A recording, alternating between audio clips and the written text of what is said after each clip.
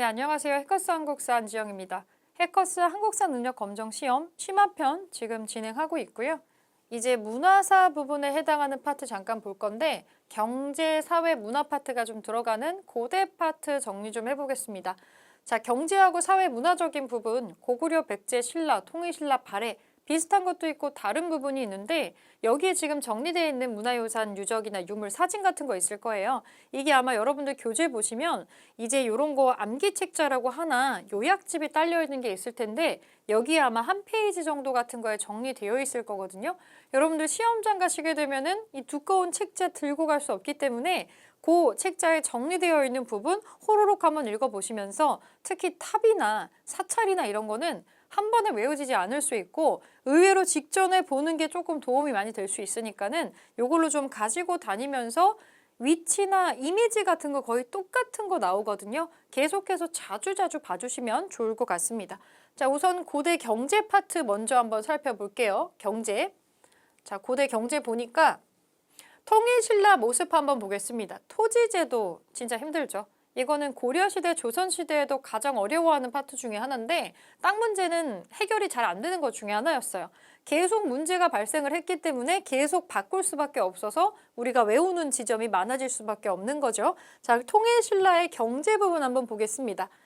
토지제도가 변천을 하는데 신문왕이 왕권 강화를 위해서 이 땅에서 모든 거를 인력까지 가지고 갔었던 거 이제 못하게 하고 거기에서 일종의 세금만 거두어 가라. 조세만 수취할 수 있는 관료전, 급여 같은 거를 지급을 했다고 했어요. 관료전 지급을 하다가 또 신문왕이 이들의 경제적인 기반을 완전히 눌러놓기 위해서 노급을 폐지하죠. 노급.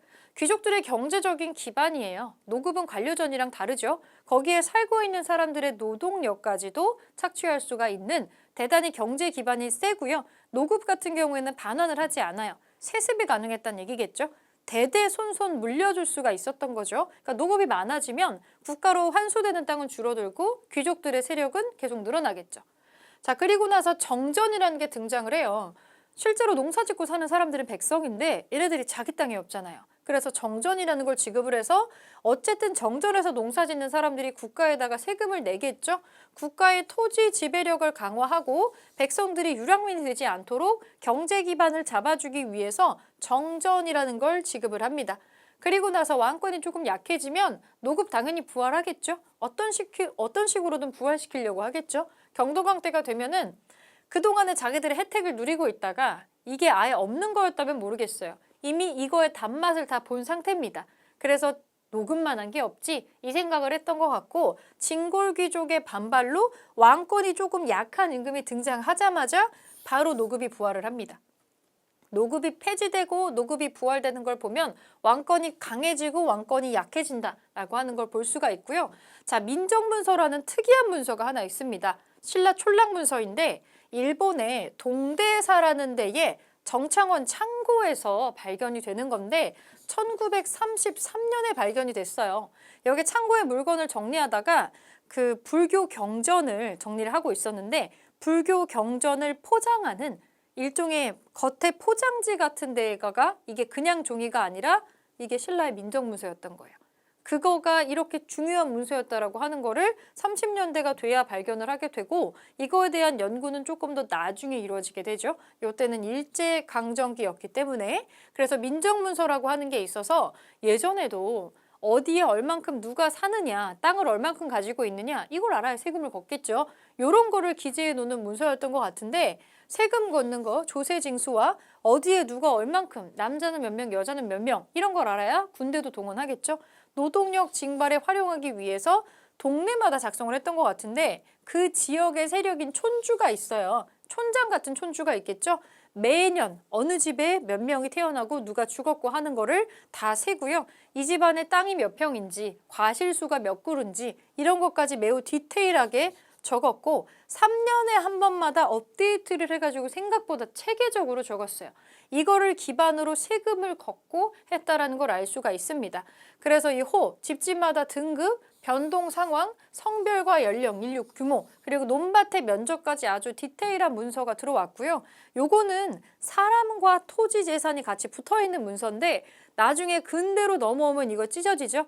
호적대장이 따로 있고요. 이 토지재단이 따로 있으면서 두 개는 나중에 분리돼 가지고 체계적으로 관리되는 방향으로 점점 발전을 하게 됩니다. 요때에는 요거를 같이 거뒀다는 얘기예요.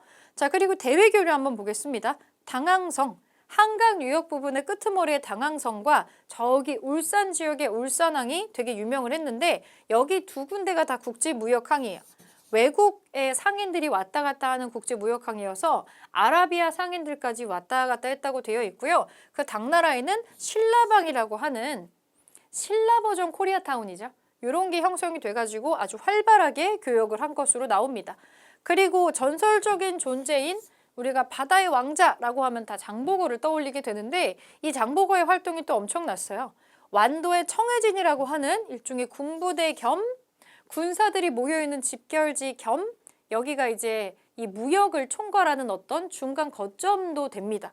청해진이 있었기 때문에 이 바다를 왔다 갔다 했었던 해적들이 함부로 활동을 하지 못했다라고 하고 해적 소탕, 그래서 우리가 안전하게 무역을 할 수 있게 상당한 도움을 많이 주게 되죠. 청해진에 주둔하고 있었던 군대의 숫자가 10,000명이 넘었다고 하니까 상당히 많은 숫자기는 합니다. 장보고가 어떤 인물이었는지에 대해서는 정보가 많이 남아있진 않아요. 다만 이 사람은 골품제도 하에 있었던 신라에서는 출세를 할 수 없었던 인물이 아닐까 조심스레 추정만 합니다. 원래 장씨였는지도 알 수 없어요. 그러나 그때 당나라에는 외국인들에게도 공만 세운다면 상당히 오픈마인드로 이 출세의 기회가 열려 있었고, 그래서 이 장보고가 중국으로 넘어가서 여러 가지 전투에 참여하면서 공을 세우게 되고 그러면서 이제 명성을 떨치게 됩니다. 아마 장씨라고 하는 건 본인의 성씨가 아니고 중국에서 가장 많은 성씨의 일부를 그냥 취해서 장보고라고 삼은 게 아닌가 이렇게 추정을 좀 하고 있죠. 자, 요렇게 지금 신라 모습을 좀 봤는데 경제 모습 봤는데 발해 부분도 한번 볼게요. 발해.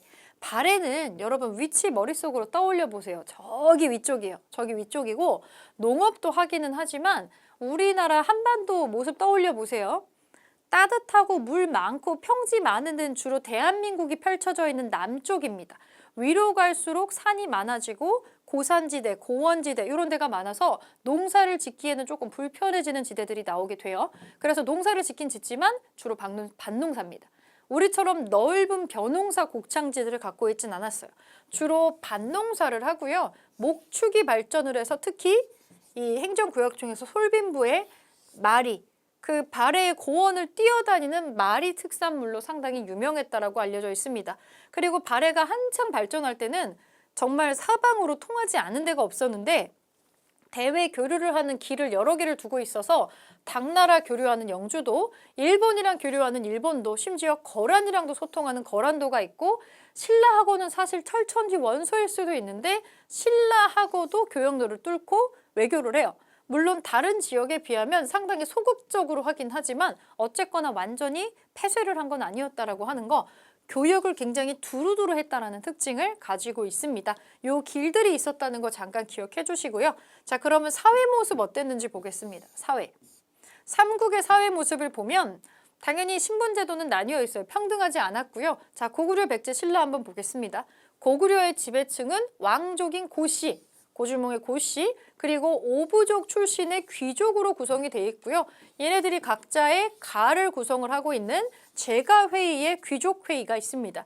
이거의 모티브는 고구려의 뿌리였던 부여에서도 찾아볼 수 있는데 마가, 우가, 저가라고 하는 가들이 있었잖아요. 이런 것처럼 여기도 귀족 가문들이 모여가지고 회의를 하는 귀족회의가 있는 시스템이고 지방의 여러 성에다가 지방관을 임명을 했는데 고구려 언어로 지정되어 있는 욕살과 철여근지라는 특이한 이름이 나옵니다. 요거는 좀 봐주시면 좋겠는 게 정답으로 나오지는 않지만 선지에 나오는 것 중에 하나예요. 무슨 나라 특징으로 나올 때 잘 봐주시고요. 그리고 고국천왕 때 빈민구제제도인 명제상 을파소가 건의했었던 진대법이라고 하는 구휼제도를 실시를 하죠. 봄에 쌀을 빌려주고 거의 이자 없이 나중에 추수하면 갚을 수 있는, 그래서 굶어 죽어서 망하는 백성이 없게 하는 구휼제도를 하게 됩니다. 진대법 기억해 주시고요. 자, 백제 한번 보겠습니다. 백제의 지배층은 부여씨입니다. 이 부여씨가 왕족이고요. 사실 고구려하고 백제는 좀 왕족의 성씨가 연결돼 있기도 해요. 뿌리가 다 똑같이 부여로 연결되기 때문에 고구려하고 나중에 사이가 굉장히 안 좋아지기 때문에 고구려하고의 연결성은 나중에 백제가 의도적으로 지우는 게 조금 있고요. 그래서 본인들의 뿌리를 저기 위쪽에 있었던 부여로부터 잡는 경향이 좀 있었습니다. 나라 이름을 남부여로 바꾸기도 했었죠, 성왕이. 자, 팔성의 귀족으로 구성되어 있는 귀족 국가입니다. 마찬가지로 귀족 국가고요. 정사암이라고 하는 널찍한 바위에서 귀족 회의를 했어요. 여기도 귀족 중심 체제입니다. 신라도 마찬가지입니다. 신분제도가 존재했고 여기도 귀족 회의가 있는데 다른 국가보다 훨씬 폐쇄적인 신분제도를 가지고 있었어요.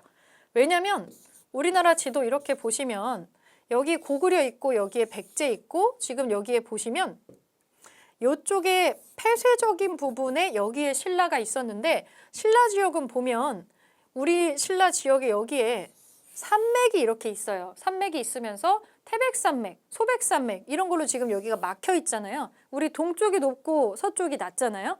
그래서 발전된 문물이 들어오기 힘들었는데 이게 무슨 뜻이냐면 상당히 오랫동안 신라가 가지고 있었던 토착 문화가 강력하게 있었다는 뜻이기도 해요. 그러다 보니까 신라의 신분제도는 다른 두 국가에 비해서 좀 더 폐쇄적이었어요. 그래서 지금 우리가 알고 있는 요 신분제도라고 하는 게 사실은 신라 그 인도의 카스트에 못지않은 굉장히 폐쇄적인 골품제도가 있었죠. 출신에 따라서 절대로 바꿀 수 없는 이 골은 이 뼈잖아요, 뼈. 성골로 태어나야만 성골이 되는 거고 진골이 열심히 노력해서 성골이 된다? 그럴 수는 없는 거예요. 성골이 뭔가 죄를 짓거나 더 낮은 신분이랑 결혼해서 진골이 되는 경우는 있어도 진골이 성골로 탈바꿈은 할 수가 없습니다. 그래서 이렇게 철저하게 나뉘어 있고 그 밑쪽에 행정을 하는 육두품들은 품계로 나뉘어져 있죠. 신라만의 아주 독특하고 아주 폐쇄적인 신분제도가 있었고요. 아주 견고한 귀족 국가를 지향하고 있습니다. 그래서 화백회의는 정사암회의나 제가회의하고는 비교도 할 수 없을 정도로 귀족들의 입김이 센 회의였는데 화백회의의 특징은 만장일치제라는 거죠. 10명이 같이 뭘 해요. 안건이 나왔어요. 10명 다 찬성해야 그거 통과해요. 9명이 찬성하고 1명만 반대하면 지금 같으면 다수결의 원리로 그거는 돼야 돼요. 하지만 1명이 반대했기 때문에 그거는 부결입니다. 그러면 귀족들이 담합을 한다면 귀족들에게 좋은 제도는 통과시키고 그렇지 않은 거는 부결시킬 수가 있겠죠. 그런 식으로 상당히 오랫동안 운영이 되기도 해요. 화백회의하고 골품제도는 신라가 초창기에 으쌰으쌰할 때는 도움이 됐을 수도 있지만 나중에는 신라가 폐쇄적으로 발전, 더 나은 세상으로 가지 못하게 하는 발목을 잡는 제도가 됐다고도 평가를 하고 있습니다. 자, 그럼 발해는 어떠했느냐면 발해의 지배층은 대조영을 중심으로 하는 왕족 그리고 고씨, 원래 고구려의 지배층 집단들 요렇게가 있고요. 고구려 계통이 지배층이고 상당수의 피지배층은 대체로 말갈인이었다고 되어 있습니다. 요렇게 신분제도 삼각형을 그려보면은 요 정도만 고구려 사람이었다고 되어 있고요. 70%, 80% 이상 정도가 말갈 사람이었다. 이렇게 보시면 될 것 같아요. 고구려 사람이나 이런 쪽은 사실 굉장히 소수였다고 알려져 있습니다. 자, 이제 문화 파트 한번 볼까요? 문화. 고대의 문화랑 사상, 종교 부분 한번 살펴보겠습니다. 불교 빼놓고 설명할 수가 없겠죠. 삼국은 전부 다 불교를 수용하고 받아들이는 그 과정에서 왕권을 견고히 하는 모습을 보여주고 있는데 자, 삼국의 불교 누가 수용하고 누가 인정했는지 한번 볼게요. 고구려, 소수림 왕 때 중국의 전진의 승려인 순도를 통해서 수용을 하고 공인을 하죠. 소수림 왕이 아예 공인을 해가지고 국가 종교로 만들어 버립니다. 그리고 백제는 침류왕 때 중국의 동진에서 왔었던 인도의 승려 마라난타를 통해서 수용을 하고요. 사실은 이 왕들이 수용해가지고 공인하기 이전부터 승려들이 국경을 넘어서 들어오고 있었기 때문에 한참 전부터 불교는 우리나라에 들어와 있었다고 되어 있어요.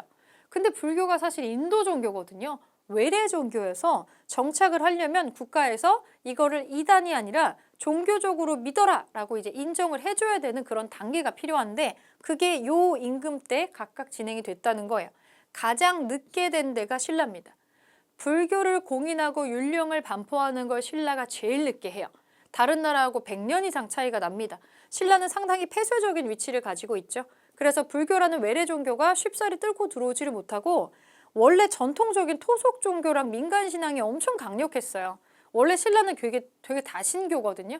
못 들어옵니다. 심지어 이 불교가 왕권을 강화시켜주는 효과가 있기 때문에 요 효과에 눈을 뜬 버풍왕이 어떻게든 신라의 불교를 좀 수용을 해서 이걸 받아들이려고 했는데 이 귀족들도 눈치가 빠르거든요. 지금 왕이 불교를 좀 통해서 뭔가 하려고 하나 보네? 그래서 불교에 대한 거부감과 반감이 엄청나게 심해서 쉽사리 앞에 두 나라처럼 바로 왕이 우리도 이제 불교 믿자 이렇게는 못하고요. 계기가 필요했어요. 입도 뻥끗 못하게 하는 빼도 박도 못하는 계기와 증거 이거가 진짜다라고 하는 그래서 연출이 됐던 거가 이차돈의 순교입니다. 이차돈의 죽음을 계기로 이걸 목격한 귀족들이 기적을 목격을 하고 나서는 야 불교라고 하는 게 진짜로 종교적으로 신성한 힘이 있다 이렇게 인정을 하게 되어서 이 뒤로 신라는 불교를 수용을 하고 아주 독실한 불국토로 거듭을 나게 되는 거죠. 자, 신라 불교는 좀 유난히 크게 또 발전을 하기도 하는데 통일신라가 되고 나서도 계속 이어지니까 한번 살펴보겠습니다. 원효하고 의상이라는 중요한 두 명의 승려의 이름을 기억을 해주시고요. 주요 승려들의 활동, 스님들 문제만 나오는 경우도 왕왕 있어요. 자, 원효대사 한번 보겠습니다. 일심사상을 주장합니다. 모든 것은 마음에서 나오는 거야. 막 공부하고 막 이런 것도 좋은데 결국에 뿌리는 다 같아. 일심사상이라는 걸 얘기를 하고 불교도 종파가 여러 개잖아요. 뭐 그럴 필요가 없다는 거예요. 다 한 마음에서 나오고 같은 걸 추구하니까 우리는 싸울 필요가 없어. 하나로 통합돼야 돼. 이런 일심사상을 주장을 하고요. 불교 너무 어려워서 사람들이 접근을 못하니까 이 불교를 대중들에게 알리기 위해서 아주 간단하고 파격적인 얘기를 하기 시작합니다. 아미타 신앙을 전파를 하고 아미타가 뭐냐면 나무 아미타불 이 연불만 외우면 모두가 극락에 갈 수 있다라고 하는 얼마나 쉬워요. 어려운 불교 경전 읽지 못해도 된대요. 나무 아미타불 나무 아미타불 이것만 하면 극락에 갈 수 있대요. 사람들이 너무 간단하니까 굉장히 좋아하고 모든 사람들이 노래로 만들면 쉽게 알고 외우고 퍼지기 마련이거든요. 무이가라고 하는 노래를 만들어서 민간에 전파를 시키고요. 약간 후크송처럼 계속 나오는 노래예요. 그렇다고 이 사람이 비전문가처럼 활동을 했느냐? 그거는 아니고 신문화쟁론, 대승기신론소, 금강산매경론 등등등 불교 서적을 정리하고 체계화하는 작업도 계속 진행을 합니다. 굉장한 대승려로 알려져 있고 이 원효대사가 사실 너무 파격적인 행보를 보인 건 있어서 나중에 파계승이 되죠. 결혼을 합니다. 그리고 이 요석공주와 결혼까지는 아니고 연애를 하고 자식까지 하나 출산을 하는데 이 원효의 아들이 바로 훗날에 이두를 정리하는 설총이 되겠습니다. 이것도 기억해 두시면 좋을 것 같고 자 둘이 친구입니다. 의상대사가 있어요. 원래 둘이 같이 당나라로 유학 가려고 했는데 유학을 가는 옛날에 뭐 다 걸어가죠. 걸어가는 길에 하룻밤 노숙을 하게 된 건데 둘이 동굴에서 같이 자고 있다가 밤에 원효가 먼저 깬 거죠. 아이 목말라. 그래서 위에 떠듬떠듬 봤더니 뭔가 바위 물 같은 게 어디 떨어져가지고 바가지 고여 있는 게 있었어요. 뭐 안 보이니까 뭐야 물이 있잖아. 이거 잡아가지고 시원하게 먹고서 다음날 아침에 딱 눈 떴는데 머리맡에 해골 바가지가 있는 거죠. 내가 전날 밤에 너무 시원하다고 꼴딱꼴딱 먹고 잔 그 물이 여기 해골에 고여 있었던 썩은 물이었던 거예요. 그거 보자마자 바로 나가가지고 막 토합니다. 여기서 원효는 굉장한 깨달음을 얻어요. 모르고 먹었을 때는 거의 생명수 같은 달달한 맛이었는데 내가 눈으로 보고 이것이 해골물이구나 라고 생각을 인식하자마자 토가 나오더라는 거죠. 모든 것은 마음먹기에 달렸다라는 거를 이때 원효는 깨닫고 불교의 뜻을 공부하고 깨닫기 위해서 굳이 먼 당나라로 갈 필요가 없다고 생각을 해요. 모든 건 이미 내 마음 안에 있다라고 이 사람은 생각을 해서 바로 턴해가지고 신라로 다시 돌아오고요. 의상은 그냥 유학을 가요. 그리고 거기에서 화엄 사상을 크게 공부하고 와서 이거를 이제 다시 신라에 와서 전파를 하게 되죠.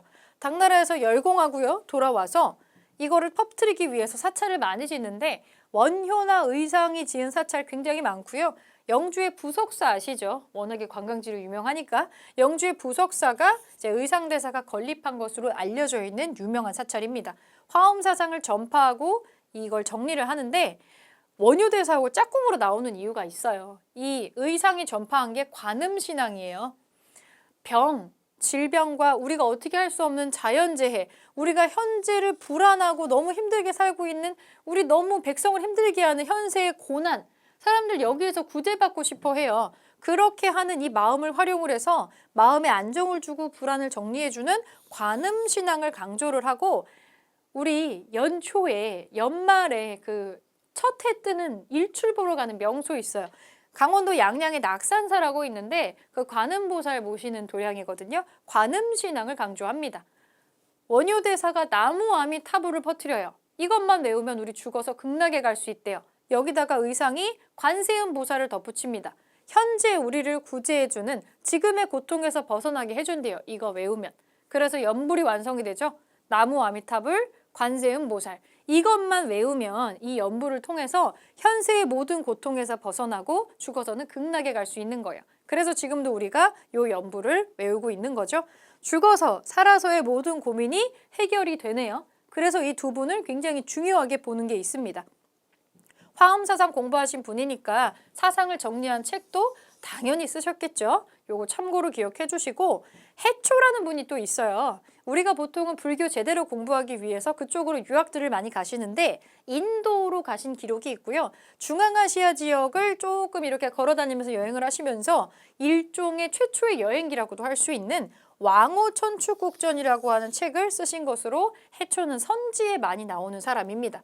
이렇게 한번 봐주시고 쭉 내려가서 종교 중에 도교하고 유학 파트가 또 따로 있는데, 여러분 도교는 지금도 우리가 굉장히 밀접하게 믿고 있어요. 여러분 신선사상 같은 거 들어본 적 있으시죠? 불로장생, 장수하는 거, 이런 거 전부 다 도교적인 측면에서 나온 얘기고, 삼국시대의 당나라로부터 우리나라에 전달이 됐고요. 신선사상이랑 결합이 되면서 건강하게 오래 사는 거를 추구하는 걸로 좀 잘 사는 사람들 사이에서 퍼지게 되겠죠. 내가 돈 많고 성공하면 이제 뭐 하고 싶어요? 안 늙고 오래오래 영원히 살고 싶죠. 그래서 지배층들 사이에서 도교가 상당히 유행을 하게 됩니다. 이거를 반영한 문화유산이 고구려 백제 신라 구석구석에 남아 있고요. 고구려의 무덤에 가면 이 무덤의 영혼을 좋은 곳으로 인도해 준다라고 하는 사신이 있어요. 사방신이라고 하는, 왜 동서남북 지키는 신 있죠. 북쪽에 현무, 남쪽에 주작, 좌총령 우백호 이렇게 나오는 사신도가 있는데 무덤 주변에 사신도가 나와요. 국립중앙박물관의 고구려실에 들어가면은 이 사신도, 강서대묘의 사신도를 실제 보실 수가 있고요. 백제에는 굉장히 유명한 금동대향로라는 게 있죠. 금동대향로. 이거는 발견된 지 딱 30년 정도 됐어요. 이거 국보입니다. 똑같은 거 이거 하나밖에 없고 비슷한 것조차 없어요. 굉장히 소중한 국보기 때문에, 그리고 중국 거 아니고 우리 거니까 우리의 얼마나 뛰어난 공예 기술이 반영이 되어 있는지를 증명하는 거라서 이 모양과 국가는 연결해서 기억해 줄 필요가 있고요.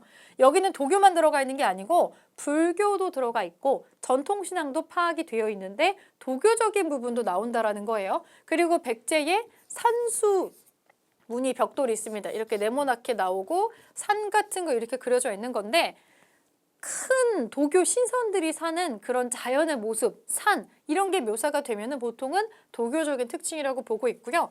사택지적이라고 하는 백제 귀족이 있어요. 사택지적. 이 가문에서 나중에 왕비도 나오게 되는데 사택지적이 굉장히 잘 나가던 귀족이에요. 그러니까 돈이 많고 세력이 짱짱한데 사람은 늙겠죠. 사택지적이 비문에 뭐라고 썼냐면, 사택지적이 무슨 사찰을 세운 다음에 내가 점점 늙어가는 거를 막 한탄하는 그런 내용이 나와요. 안 늙고 오래 영원히 살고 싶다, 이런 내용들이 반영이 되어 있는 거죠. 충분히 도교적인 데에서 영향을 받은 겁니다. 그리고 이제 백제의 무령왕릉 지석 같은 데에서 도교 사상 같은 게 전부 다 반영이 되어 있다라는 거를 알 수가 있습니다. 그리고 유교, 우리가 유학이라고 부르는 유교는 어떻게 등장을 하냐면 교육적인 측면에 이미 삼국시대부터 등장을 합니다. 소스림 왕이 수도에 태학이라고 하는 국립대학교를 세워가지고 이거를 교육하고 인재를 육성하려고 하죠. 유교 논리에 맞춰가지고 왕에게 충성하는 인재를 육성을 합니다. 그리고 지방에서는 경당이라고 하는 학교를 두고서는 학문과 무예를 가르치기도 했었고요. 역사책으로 이 신집이라는 게 영양왕 때 작성됐다고 기록은 되어 있어요. 그리고 백제는 아예 그냥 유교 경전을 통달해서 완벽하게 공부를 한 박사 제도를 두고요. 유학과 기술학을 이 교육을 합니다. 우리도 지금 대학교 과정에서 석사 과정 위에 박사 과정 있죠. 어떤 특정 분야에서 완전히 마스터가 되면은 박사라 그러잖아요. 요것도 마찬가지입니다. 유교 경전의 교육적인 측면에서 요게 먼저 나오고, 그리고 이제 근초고왕 때 고흥에 석이라고 하는 역사책이 있었다라는 게 기록만 되어 있어요. 자, 신라는 화랑들이 2명의 젊은 화랑이 자, 우리 3년 안에 유교 경전 달달 외워가지고 꼭 시험 통과하자 이렇게 약속을 했다는, 임신년에 열심히 공부하기로 약속했다는 임신서기석에 있어요. 요 내용을 토대로 화랑들에게도 유교 경전이 필수 공부 요소였구나 라고 하는 거를 알 수가 있는 자료로서 이게 나왔어요. 국립경주박물관에 실제로 요만한 크기의 임신서기석을 삐뚤빼뚤한 글씨로 새겨놓은 거를 확인을 하실 수가 있습니다. 그리고 마찬가지로 영토 확장을 크게 했었던 진흥왕 때 국사라는 역사책을 편찬하게 했다는 기록만 남아있어요. 이건 다 현재 남아있지 않습니다. 이런 게 있었다라는 내용만 있어요. 그러면 이제 신라 시기를 좀 뛰어넘어서 통일신라 시대에 자, 불교 뒤쪽에 나오는 이 유학에 좀 이름을 날린 사람이 누가 있느냐? 여기 지금 아까 위에서 언급됐었던 원효대사의 아들인 설총이 나옵니다. 우리나라 말이랑 한문 완전히 다르잖아요. 그리고 어렵죠. 그리고 우리 어순이 달라요. 나는 밥을 먹었다 이런 식으로 되지 않아요. 한문은 중국어는 굳이 따지면 영어랑 어순이 가장 비슷하고요. 그래서 우리가 말하는 대로 쓰기 위해서 소리만 빌려와가지고 쓴 게 있어요. 여러분 뭐 팝송 같은 거 할 때 영어를 매끄럽게 읽지 못하니까 밑에다가 한글로 막 이름 적어놓을 때 있잖아요. 발음을. 그런 거라고 생각하시면 됩니다. 한자의 음과 훈 뜻을 빌려가지고 이거를 우리말 어순대로 표현하려고 했었던, 아직 한글 발명되기 전이니까 이두라고 하는 거를 체계적으로 정리했어요. 이두표가 있으면 이거를 가지고 뭐라고 쓴 건지 읽을 수 있는 거죠. 약간 암호문, 차용문 같은 거 있어요. 요거를 정리를 해놓고 신문왕에게 화왕계라고 하는 글을 바쳐서 유교적으로 어떻게 임금이 도덕 정치를 해야 되는가, 이거를 이제 넌지시 얘기를 했다라는 게 기록으로 남아 있습니다. 이거 아마 국어 시간에 배웠을 수도 있는 문학작품에 나옵니다. 화왕계. 자, 밑에 그리고 김대문이라는 사람이 뭐 귀족 출신인데 화랑세기 그리고 고승전이라는 책을 썼다라고 되어 있어요. 그래서 우리가 신라가 미스터리에 쌓인 게 많은데 이 김대문의 화랑세기를 바탕으로 뭐 드라마나 이런 것도 많이 나오기도 했었죠. 그리고 유명한 최치원이 있네요. 최치원. 육두품 출신으로 당나라 빈공과에 합격을 했고요. 격황소서, 개원필견 등등등을 저술하면서 문장으로 크게 이름을 떨친 사람. 신라로 귀국해서 금이 환영을 했는데 출세를 모국에서 하고 싶었던 것 같아요. 인정도 모국에서 받으면서 신분의 한계를 뛰어넘고 내가 얼마나 국제적으로 인정을 받았는지 이거를 우리나라에 와서 신라에서 신라의 왕과 사람들에게, 귀족들에게 약간 이제 이거를 어필하고 싶었던 것 같은데 신라에서는 이게 받아들여지지 않았고요. 진성여왕한테 개혁안도 제출을 했지만 이게 실제로 실행이 되지는 않았어요. 나중에는 이 신분의 한계와 이 국가가 망해가는 거를 아무 힘도 없이 바라보기만 하면서 방랑을 하면서 글을 남기기만 했다고 되어 있습니다. 네, 이 부분도 같이 기억을 좀 해주시면 좋을 것 같고요. 자, 그러면 고대 문화유산 파트 이제 좀 살펴보겠습니다. 마지막으로 문화 파트 볼 건데 여러분 이거는 막 굳이 달달 암기할 필요는 없고요. 상식선에서 이해를 좀 해주세요. 고분을 배우는 이유는 사람의 죽음과 관련된 행사는 잘 안 바뀌어요. 한국 사람이 지구 반대편에서 살다가 죽으면 웬만하면 시신을 땅에 매장하거나 아니면 화장시키려고 한단 말이죠. 이거를 갑자기 물에 떠내려 보내거나 새한테 먹이로 던져주거나 할 수가 없어요. 그건 우리의 정서에 상당히 반하는, 우리의 문화랑 상당히 안 맞는 겁니다. 반대로 물에 떠내려 보내는 어떤 장례 풍속을 가진 국가, 민족에서는 웬만하면 물에 떠내려 보내고 싶겠죠. 근데 우리는 땅에 묻거나 또 불에 태우니까 이게 또 거부감이 들 수 있을 겁니다. 어떤 민족과 어떤 민족이 서로 뿌리가 같다라는 걸 증명할 때 죽음과 관련된 행사가 어느 정도 일치하느냐 이거를 보기도 해요. 통과 의례가 어느 정도 일치하느냐를 보는 거죠. 자, 무덤을 보겠습니다. 고구려는 초반기, 후반기 무덤이 조금 다른데 처음에는 돌멩이를 그냥 무더기로 쌓아놓은 이 돌무지 무덤이 있었습니다. 대표 고분으로 장군총이 있고요. 여기 장군총의 모습이 있어요. 이게 아마도 우리 생각에는 광개도대왕 무덤 같은 것도 이렇게 생기지 않았을까 추정만 하고 있는데 이걸 왜 장군총이라고 하는지는 알 수 없습니다.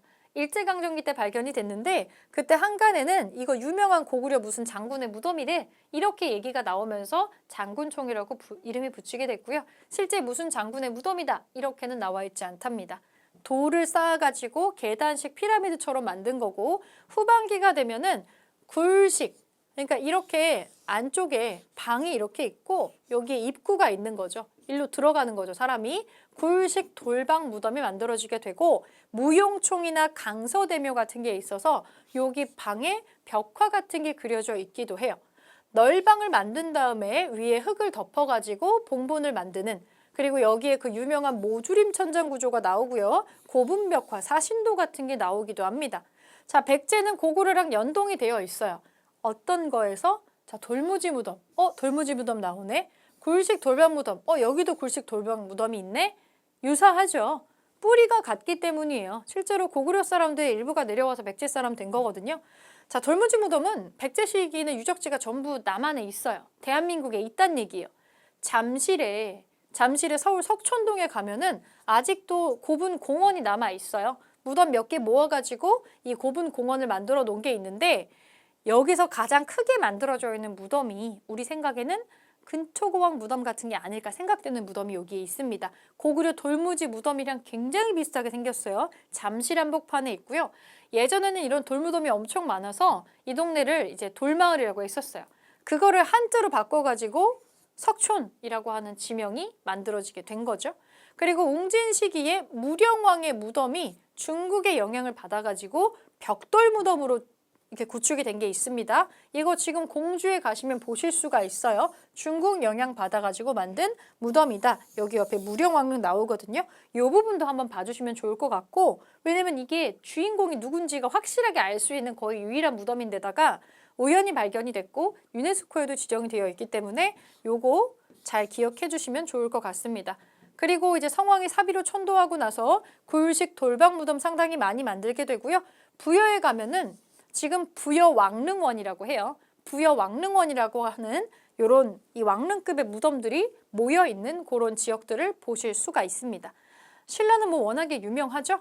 천마총, 허우총, 그리고 황남대총, 총이라고 이름이 붙어 있으면 분명히 왕족 무덤은 맞는 것 같아요. 근데 누군지를 모릅니다. 근데 무덤의 유물이나 이런 거로 봤을 때 분명히 왕족의 무덤이다. 그러면 총이라고 합니다. 그래서 이렇게 이름이 붙어 있는 거고요. 이거는 입구가 없어요. 굴식 돌방 무덤은 입구가 있는데 얘네는 그냥 엄청 큰 무덤에다가 나중에 그 위에 꼭대기를 파가지고 관을 내리기 때문에 덮어버리면 입구가 없습니다. 밀봉이 되죠. 그러다 보니까 도굴이 어려워서 현대에 발굴을 하면은 거의 그대로 남아있는 경우가 상당히 많고 바꿔 말하면 일제강점기 때 상당히 많은 경주의 왕릉급의 무덤이 도굴됐다는 걸 알 수가 있겠죠. 그리고 나중에 후반부가 되면은 여기도 굴식 돌방 무덤 하나 만듭니다. 경주의 김유신묘가 이렇게 생겼고요. 거의 뭐 왕릉급처럼 되어 있습니다. 이것도 이미지를 좀 참고해서 기억해 주시면 좋을 것 같고 자 아래쪽으로 내려와서 보면은 고대 탑 부분이 또 있어요. 탑을 보니까 삼국시대 탑은 다들 이걸 어려워하는데 몇 개 없어요. 진짜 몇 개 없습니다. 나무로 만든 것들은 홀라당 타가지고 남아있지 않기 때문에 돌로 만들어진 몇 가지만 기억해 주시면 돼요. 자, 백제 거 한번 보겠습니다. 백제.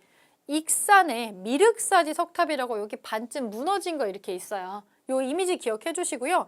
원래는 목탑인데 목탑의 양식을 따가지고 석탑처럼 보여지게 한 것 같아요. 석탑으로 만들었지만 양식은 목탑 양식을 갖고 왔어요. 원래는 나무로 탑을 만들다가 돌로 재질이 바뀌는 부분을 좀 보여준다라고 할 수가 있습니다. 여기에서 금으로 만든 사리 장엄구가 나와가지고 또 이게 박물관에 전시가 되어 있기도 하기 때문에 유물이 구체적으로 발견이 된 거라서 기억해 주시면 좋을 것 같고 백제탑은 이거 두 개예요. 부여에 가면 정림사지 5층 석탑이라고 해서 사찰들은 없어졌죠. 이거 무슨 터란 뜻이에요. 사찰은 없고 그 지역에 있었던 탑만 크게 남아있는데 이거 사진 보면 되게 작은 것 같죠? 실제 앞에 가면 사람은 한 요만합니다.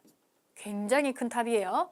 자, 이거 두 개밖에 없으니까 꼭 기억을 해주시고 여기 아래쪽에 뭐라고 글자가 막 적혀져 있는데 백제가 멸망하고 나서 당나라 장수 소정방이 자, 우리가 여기를 평정했다 이렇게 적어놓은 부분이 남아 있습니다. 요거 두 개 백제탑 기억해 주시고요. 자, 신라 쪽으로 넘어가면 황룡사 옆에 분황사라는 사찰이 아직 조그마하게 남아 있고요.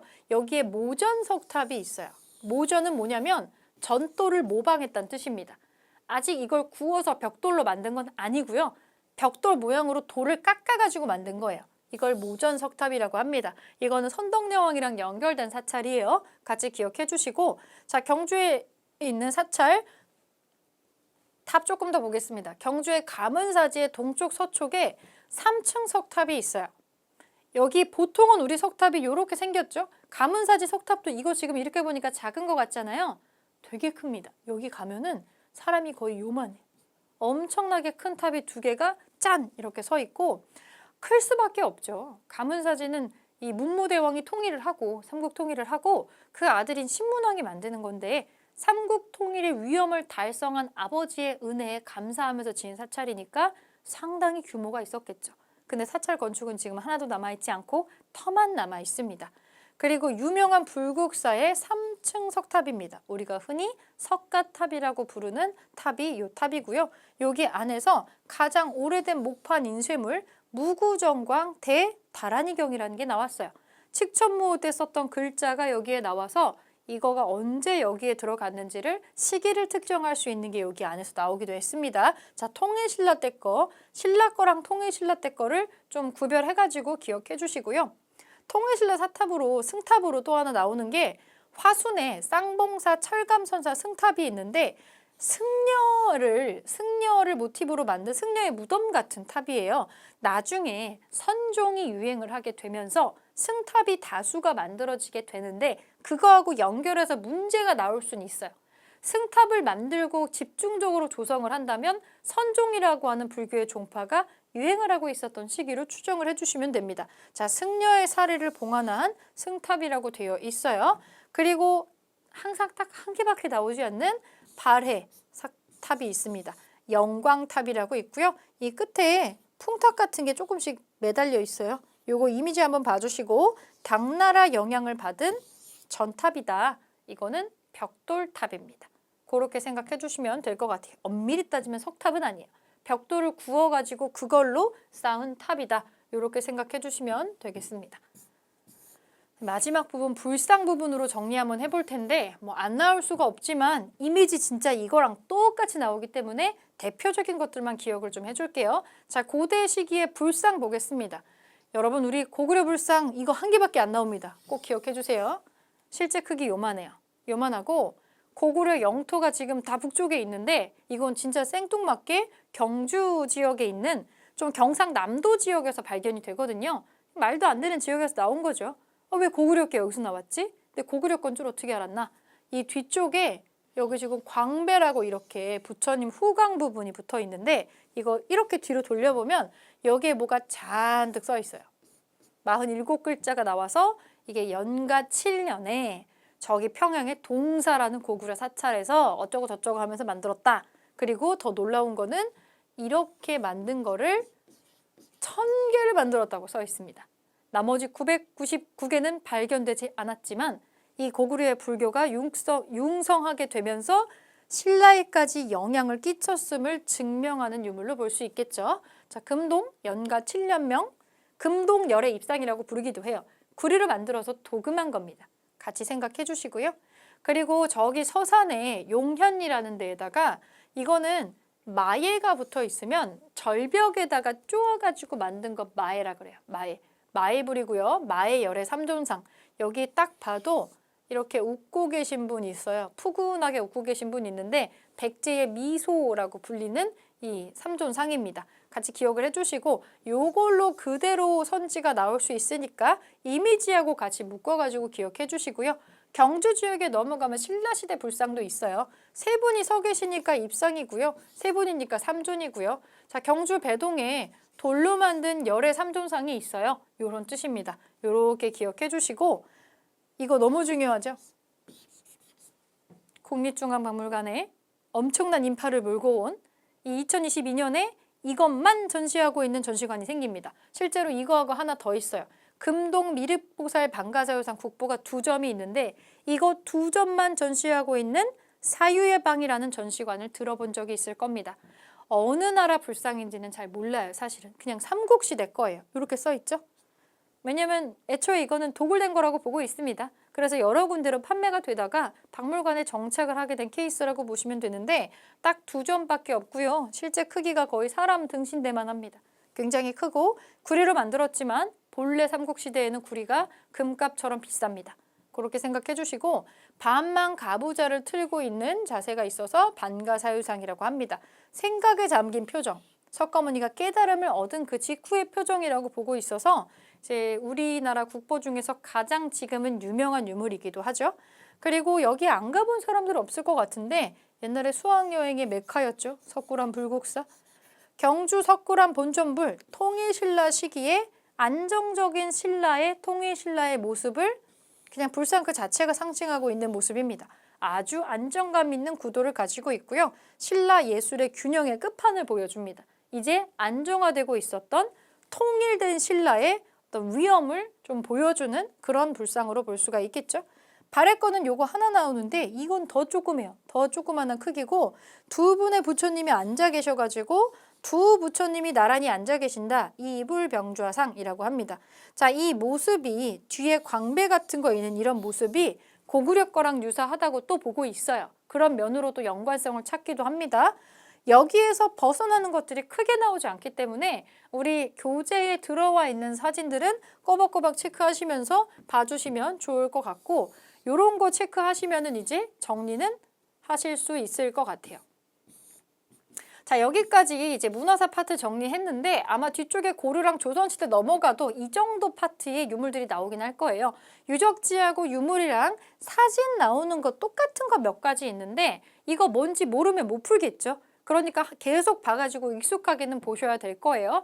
자, 여기까지 고대 경제사회 문화 부분 정리해 보도록 하겠습니다.